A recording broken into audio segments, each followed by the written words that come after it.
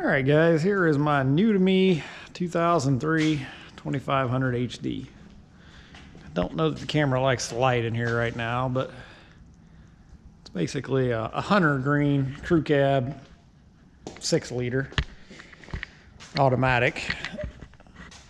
And as you can see, it's already on jack stands.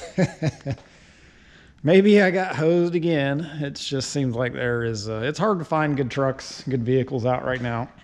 Everybody's got a runs great, dependable, doesn't leak, awesome truck for sale that is in reality a big pile of steaming poo. It seems like at times, but this one is one I will say that I kind of ended up in a situation where I had the opportunity to make a trade. I actually traded the Grand Am for this with a little bit of cash. Wasn't everything I was wanting, but I don't really care for the big rims and tires, but it gets the job done for right now. The one thing I do like about this truck is it is pretty rust free, as you can see. Really the worst rust is this rocker panel here is pretty well rusted out, but for the most part underneath the truck is pretty rust free. Actually, the fenders are, I think there's probably some rust about to come through this one over here, but this rocker over here is completely original.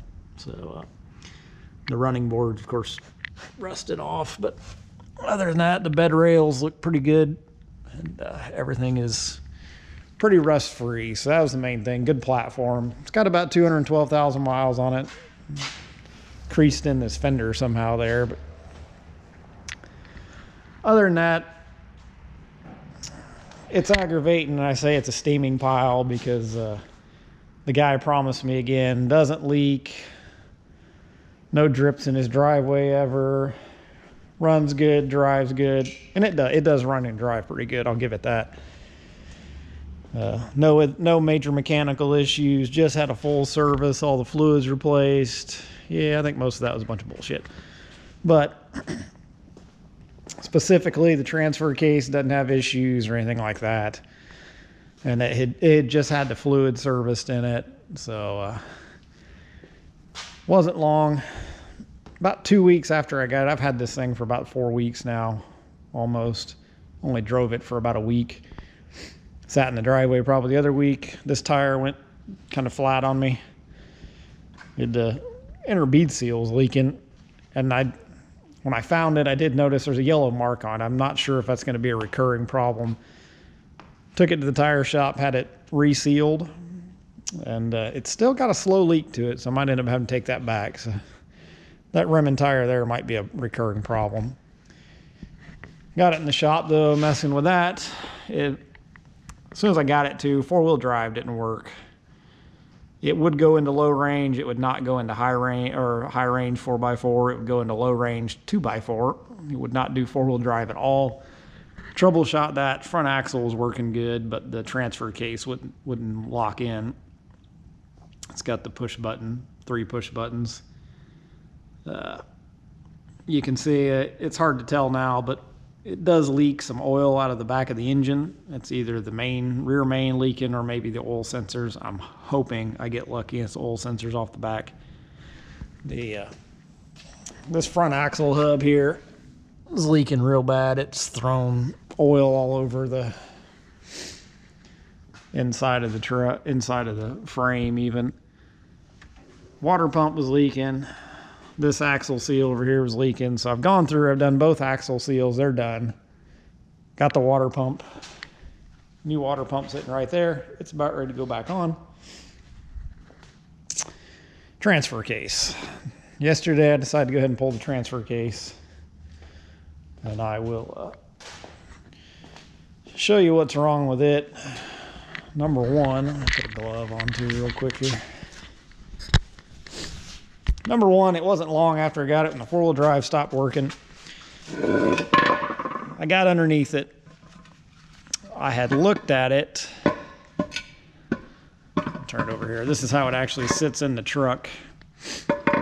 It's So I looked at it from the driver's side, looking over towards the transfer case. It did not look this oily. I think somebody had taken the vehicle and had a nice... I met the guy halfway with my car and his truck, and then we traded there. After I did test drive the truck, I looked it over pretty good. It did not have a bunch of oil leaks on it, but I couldn't see everything. I didn't look at it from the passenger side, and that's my bad, because if I would have, probably would have saw this big white chunk of epoxy. So the transfer case had already rubbed a hole in itself with the pump. But part of that too, I probably won't ever trade vehicles again. That was way too hectic. He was asking me 1,000 questions about my car. I was asking questions about his, bouncing back and forth. I got kind of sidetracked there. I probably won't do that again unless I've got more time and a little more prepared. The trade kind of came up last minute, so I will say that I'd probably overlook some things I shouldn't have. This is all the oil that came out of the transfer case. Not enough, for sure. The bearings do look good. The reason it wouldn't shift is it completely wore everything off this shift fork. There's no pads or anything. Pull the screen up here so I can make sure you guys are seeing what I'm seeing. The main shaft is pretty scored up right here. This big gear, it's got some pretty good ridges in it. Fits really sloppy now. Probably never had a great tight fit to it. This one here has got a pretty tight fit comparatively. This one here was super sloppy, so probably needs a new main shaft, new gear. I don't know if there's actually bearings in this. This one's locked in. This one I can actually be free to rotate. I assume though that with the lube hole, this thing doesn't have bearings. It's like journals in an engine, just using the lube from the pump.